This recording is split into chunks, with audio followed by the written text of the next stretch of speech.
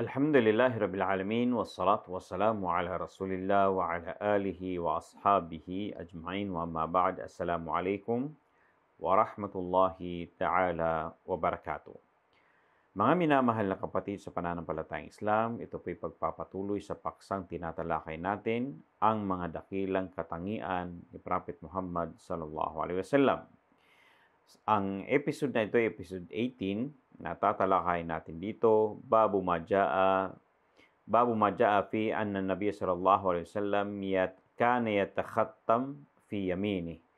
Ang kabanatang ito ay patungkol po ito sa pagsusuot ng propeta sallallahu alaihi wasallam ng singsing sa pamagitan ng kanyang kanang kamay. So, an Ali bin Abi Talib radhiyallahu ta'ala anhu anna Nabiy sallallahu alaihi wasallam kana yalbasu khatamahu fi yamini. Ito inulat ni Tirmidhi. Ang propeta sallallahu alaihi wasallam ayon kay Ali bin Abi Talib, ang pinsan ni Prophet Muhammad sallallahu alaihi wasallam, ang propeta sallallahu alaihi wasallam ay kung saan nagsusuot ng singsing sa bandang kanang kamay, sa kanang kamay niya. Okay? So, ang sunnah sa pagsusuot ng propeta sallallahu alaihi wasallam ng singsing ay nasa tinatawag na kanang kamay. Okay? Sa kanang kamay, doon siya nagsisingsing. Hindi sa tinatawag na kaliwang kamay. Okay?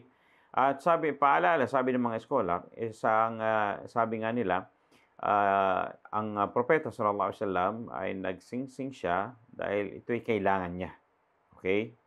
Dahil ito ay kailangan niya. At may ibang mga scholar na sinasabing hindi naman po masama na magsingsing. Okay? Hindi na masamang magsingsing. Wag lang yung mga kung saan iba't ibang mga kadahilanan na hindi na ayon sa Islam. Okay? So, ang propeta sallallahu alaihi wasallam may singsing siya na ang purpose nito pang stamp niya.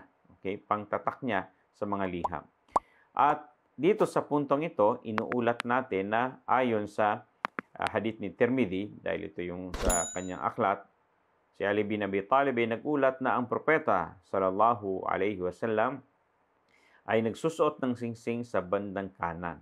Okay, sa kanang kamay niya, doon siya nagsusuot ng singsing. At isa pang ulat ay ayon kay Abdullah bin Ja'far, kana Rasulullah sallallahu alaihi wasallam yatakhattamu fi yaminih. Ang propeta sallallahu alaihi wasallam ay nagsusuot ng singsing sa kanyang kanang kamay. Okay? So, yung mga ulat na ito ay pagpapatibay na ang propeta sallallahu alaihi wasallam ay nagsusuot ng singsing sa kanang kamay. Hindi po sa kaliwang kamay. At yan ang kanyang tinatawag na katangian.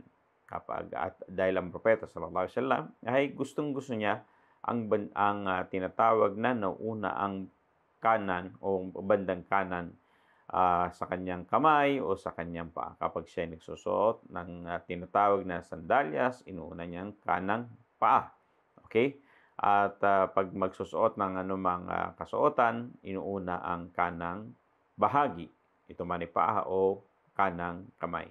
Sa singsing naman, ito yung maliwanag na naiulat at napagtibay na ang propeta sallallahu alaihi wasallam ay nagsusuot ng singsing sa kanang kamay. Ayon kay Ali bin Abi Talib, napakalinaw na sinabi niya, ang propeta sallallahu alaihi wasallam ay nagsusuot ng singsing sa kanang kamay. At ganoon din po sa ulat ni Abdullah bin Ja'far, kana Rasulullah sallallahu alaihi wasallam yatakhattamu fi yamini. Ang propeta sallallahu alaihi wasallam o ang sugo ni Allah sallallahu alaihi wasallam ay nagsusuot ng singsing sa kanang kamay. Okay?